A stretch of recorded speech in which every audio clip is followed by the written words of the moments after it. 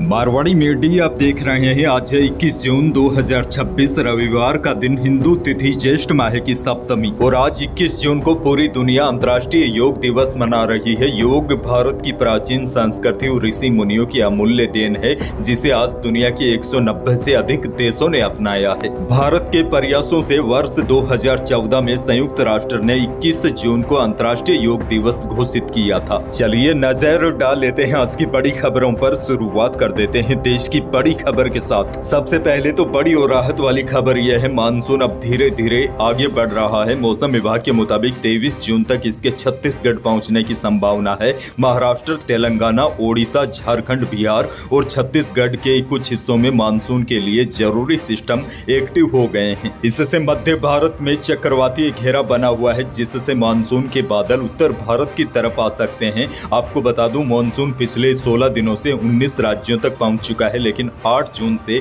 तेलंगाना में ही अटका हुआ है।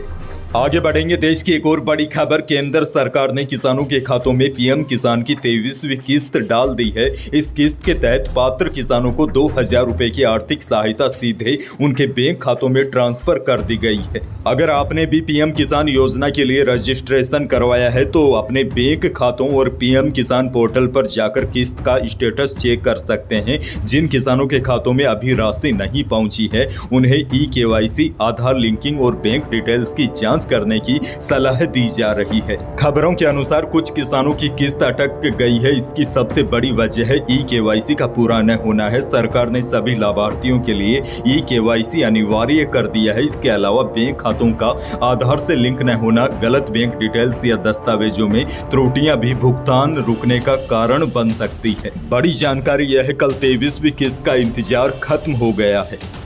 बहरहाल आगे बढ़ जाते हैं। राजस्थान से बहुत बड़ी खबर, मुख्यमंत्री भजनलाल शर्मा ने प्रदेश के शहरों और कस्बों में डंपिंग साइटों पर वर्षों से पड़े पुराने कचरे के शीघ्र निस्तारण के निर्देश दिए हैं। उन्होंने कहा है कि पुराने कचरे के ढेरों को हटाने और उनके वैज्ञानिक निस्तारण के कार्यों की नियमित मॉनिटरिंग की जाए, ताकि आमजन को गंदगी और प्रदूषण से राहत मिल सके। सीएम ने अधिकारियों से कहा है कि नगरीय निकायों की डंपिंग साइटों पर जमा पुराने कचरे के निस्तारण का कार्य प्राथमिकता के आधार पर शुरू किया जाए। उन्होंने इस दिशा में प्रभावी कार्य योजना बनाकर समयबद्ध तरीके से कार्य पूरा करने पर जोर दिया। मुख्यमंत्री ने कहा कि पुराने कचरे का निस्तारण से न केवल पर्यावरण संरक्षण को बढ़ावा मिलेगा, बल्कि संबंधित क्षेत्रों में स्वच्छता व्यवस्था भी बेहतर होगी।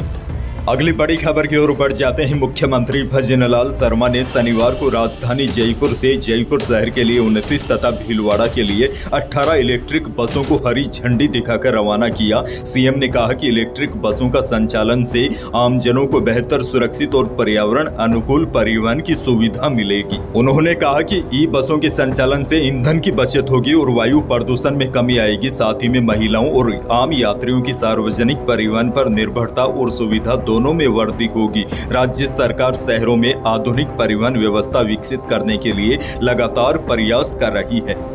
आगे बढ़ना होगा क्योंकि बहुत बड़ी खबर आ चुकी है। राजस्थान माध्यमिक शिक्षा बोर्ड को 4 सालों के बाद नया चेयरमैन मिला है। शिक्षा विभाग ने शनिवार को हनुमान सिंह राठौड़ को नया बोर्ड अध्यक्ष बनाने की अधिसूचना जारी की है। इनका कार्यकाल 3 साल के लिए होगा। आपको बता दूं, हनुमान सिंह राठौड़ अजमेर जिले के पिसांगन में रहने वाले हैं। वर्तमान में शहर के भुनाबाई क्षेत्र में रहते हैं। सरकारी स्कूल के प्रिंसिपल से रिटायर्ड हुए हैं। उसके बाद आरएसएस में भी विभिन्न पदों पर रह चुके हैं। अब बोर्ड ने इनको चेयरमैन बनाया है। आपको बता दूं, रीट पेपर लीक मामले से लेकर जनवरी 2022 में सरकार ने बोर्ड के अध्यक्ष डीपी जारोली को बर्खास्त कर दिया था। उसके बाद से ही बोर्ड चेयरमैन के पद पर कोई भी नियुक्ति नहीं की गई।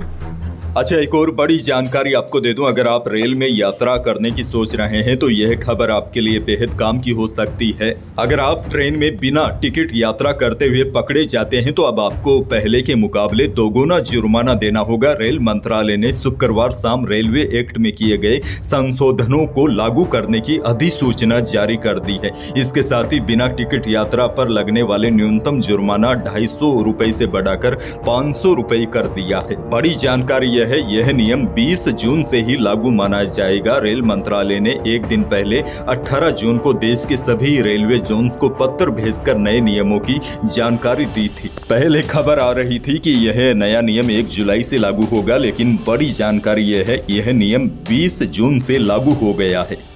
खैर, अगली बड़ी खबर की ओर बढ़ जाते हैं। राजस्थान में बिजली की बढ़ती मांग और कोयले की कमी के बीच राज्य सरकार को बड़ी राहत मिली है। राजस्थान राज्य विद्युत उत्पादन निगम लिमिटेड को छत्तीसगढ़ के हसदेव अरण्य क्षेत्र की स्थित Kente extension open cast coal block के लिए केंद्र सरकार से वन भूमि उपयोग की सैद्धांतिक मंजूरी मिल गई है। इससे राजस्थान के छबड़ा और सूरतगढ़ थर्मल पावर प्लांट्स के लिए कोयले की आपूर्ति बढ़ाने का रास्ता साफ हो गया है। केंद्रीय पर्यावरण, वन एवं जलवायु परिवर्तन मंत्रालय की वन सलाहकार समिति ने सिफारिश की थी। इस सिफारिश के बाद यह मंजूरी दी गई है। बड़ी जानकारी यह है, प्रदेश में आने वाले दिनों में बिजली की कमी और न ही कोयले की कमी देखी जाएगी। एक और बड़ी खबर देखिए, करौली जिले के पांचना बांध के पानी को लेकर गुर्जर और मीणा समुदाय के बीच चल रहा विवाद अभी सुलझता नजर नहीं आ रहा है। प्रशासन की ओर से दोनों पक्षों के प्रतिनिधियों के साथ की गई 2 दौरों की वार्ता बेनतीजा रही है। अब 28 जून के बाद आंदोलन तेज होने और रेल रोको जैसे कार्यक्रमों की चेतावनी दी गई है। हालांकि प्रशासन लगातार दोनों पक्षों को समझाने का प्रयास कर रहा है, लेकिन अब तक सहमति नहीं बन पाई है। दरअसल आपको बता दूं, विवाद की जड़ पांचना बांध के पानी के वितरण को लेकर शुरू हुई थी। करौली जिले के बांध के आसपास बसे 39 गांव चाहते हैं कि पहले उन्हें सिंचाई का पानी उपलब्ध करवाया जाए। वहीं सवाई माधोपुर जिले के कमांड एरिया के 35 गाँव की मांग है कि हाईकोर्ट के आदेश के अनुसार तुरंत नहरों में पानी छोड़ा जाए।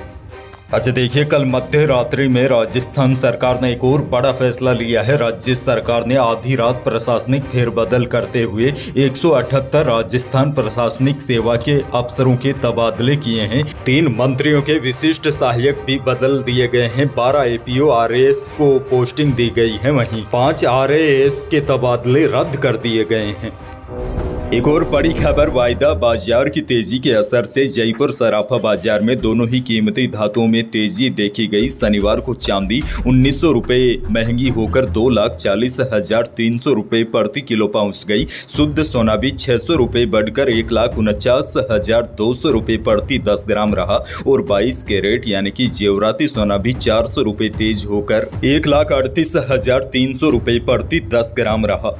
वहीं अनाज मंडियों के भाव की बात करें तो राजस्थान की अधिकांश अनाज मंडियों में इसबगोल का भाव न्यूनतम 10,000 से अधिकतम 13,500 रुपये रहा। अरंडी का भाव न्यूनतम 5800 से अधिकतम 6600 रुपये रहा। औसत भाव की बात करें तो लगभग 6400 रुपये रहा। वहीं गवार का भाव न्यूनतम 5300 से अधिकतम 5700 रुपये रहा। मौसम को लेकर बड़ी अपडेट है। राजस्थान में भीषण गर्मी और हीटवेव के दौर के बाद अब मौसम ने करवट बदल ली है। बादलों की आवाजाही और ठंडी हवाओं के झोंकों ने प्रदेश वासियों को बड़ी राहत दी है।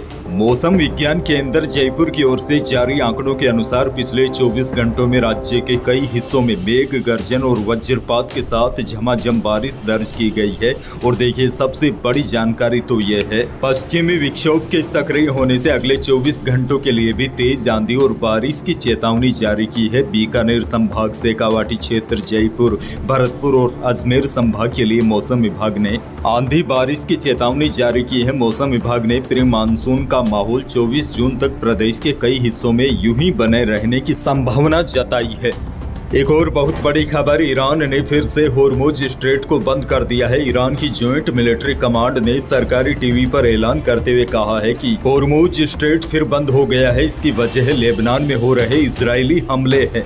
दरअसल अमेरिका और ईरान के बीच 17 जून की रात शांति समझौते पर दस्तखत हुए थे। इसमें होर्मुज को खोलने और लेबनान में हमले बंद करने की शर्तें थी। पीस डील पर साइन के बाद भी इजराइल ने लेबनान में हमले जारी रखे हैं। अल जजीरा के मुताबिक इजरायली सेना ने ड्रोन और तोपों से नाबहतिया इलाके में हमला किया है, जिससे कम से कम 16 लोगों की मौत कल हो गई है। उधर इजरायली पीएम बेंजामिन नेतन्याहू ने कहा है कि इजराइल अपनी सुरक्षा से कोई भी समझौता नहीं करेगा। अब देखिए, दुनिया भर के लिए चिंताजनक खबर यह है, अगर दोनों देशों के बीच हालात नहीं सुधरे, अगर तनाव बढ़ता गया तो एक बार फिर कई देशों में हालात बिगड़ सकते हैं। पेट्रोल डीजल महंगा हो सकता है, एलपीजी गैस की कमी देखी जा सकती है। हालांकि अमेरिका इसे जल्द ही सुलझाने की कोशिश करेगा, क्योंकि इजराइल, अमेरिका और ईरान के बीच जो अभी जंग हुई है उसमें सबसे अधिक छवि खराब अमेरिका की हुई है। यही थी आज की बड़ी और महत्वपूर्ण खबरें। वीडियो को लाइक करना बिल्कुल न भूलिए। चैनल पर नए हैं तो सब्सक्राइब जरूर कीजिए ताकि आप अपडेट रहे बड़ी और काम की खबरों से। धन्यवाद।